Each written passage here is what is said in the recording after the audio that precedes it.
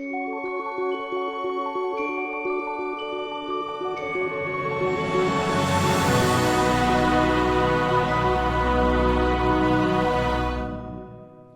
day, folks. I'm Tim, and today I'm going to share with you a couple of milestones.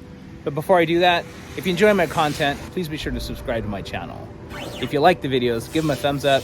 If you dislike them, feel free to give it a thumbs down, but leave a comment below so I know why. So I've now had my Biktrix Juggernaut Ultra Beast 2 for 6 months, so that's the first milestone. And the second milestone is that after 6 months, I finally had my first minor mechanical difficulty on a ride last week. I broke a spoke. And so today I need to remove the wheel and take it down to a local bike shop to have the wheel repaired. So I'm going to show you how I do that. But before I do, I'm going to show you the little upgrades that I've made to my Ultra Beast 2 over the past 6 months. So the first upgrade that I made to the Beast Ultra 2 was to replace the stock saddle with this Terry Men's Liberator saddle. You can see that it's kind of a low profile saddle, but it has the prostate cut out. It's a very nice shaped saddle for my sit bones.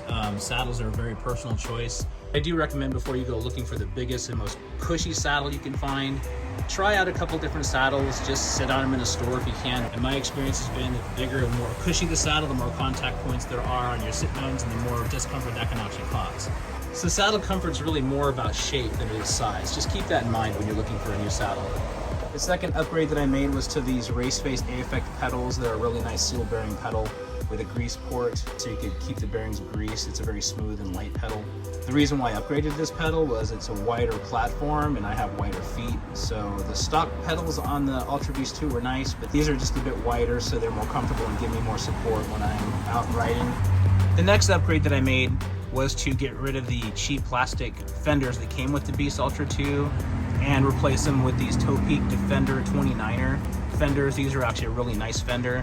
The stock fenders that it came with had a plastic star nut that went inside the steer tube, and after probably 150 miles, the front fender just started to fall out. I couldn't get it tight enough to stay in.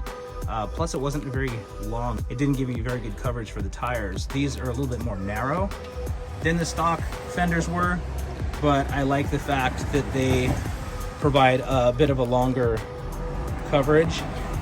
And here you can see the rear fender attaches to the seat post, goes up under the rack, and it actually extends beyond the taillight and over the tire, where the stock fender barely came to here. So this does give me a little bit better coverage.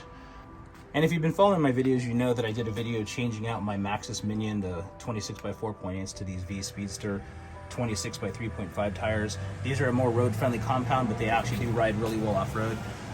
With these, I also purchased Mr. Tuffy tire liners and put inside, and I'm just using these for road. I will put the Maxxis Minions back on eventually when I start to ride off-road for the summer, but for right now, I'm riding these because I'm just riding primarily road. If you haven't seen the video where I tried out these tires for the first time, check out the link up in the right-hand corner. Another upgrade I made was to get this Venzo bar end mirror that's fully adjustable. The mirror that came on the Ultra Beast 2 was a pretty cheap mirror and it had a very, very thin connection. And of course, not long after I got the Ultra Beast 2, it fell over and the mirror snapped right off. Another change I made, well, not an upgrade, was to swap out the 12x197 through axle that came on the Ultra Beast 2, and I replaced it with a Burley through axle so that I could pull a Burley cargo trailer. If you have a through axle hub, you will need to buy a Burley through axle in order to pull a Burley trailer. But if your bike has a standard axle like what comes on a lot of hub drive motors, the Burley hitch should fit right on your axle, depending on the kind of frame you have. To view the video of the axle swap and the trailer installation, I'll include a link in the description below.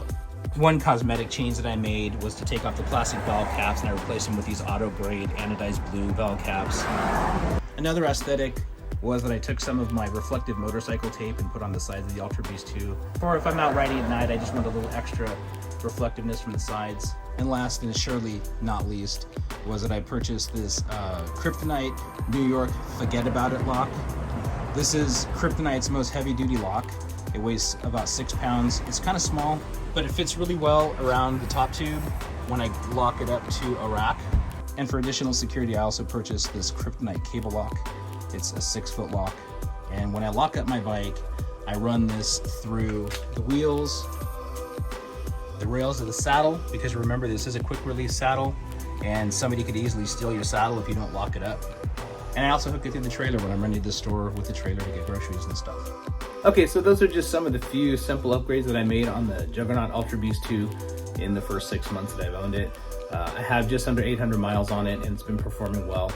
I did break the spoke on the ride last weekend, and I'll share with you some video of removing the wheel and getting that spoke replaced real soon. The most difficult thing through this whole process is getting the wheel off the bike. It's gonna take about 2 days for them to fix the wheel, so I guess that's gonna bring an end to this video. I do have a couple of videos in mind for the near future. One will be a review of the 1UP Super Duty receiver hitch rack. Another is going to be a 3-day road trip on the Ultra Beast 2. And then I do have on order a 200-watt solar panel that has a control box that plugs directly into the Ultra Beast 2 and will charge it using only solar power. So I'll do videos and reviews on all those items in the near future, but that's all for now. I appreciate you watching, and we'll see you on the next one.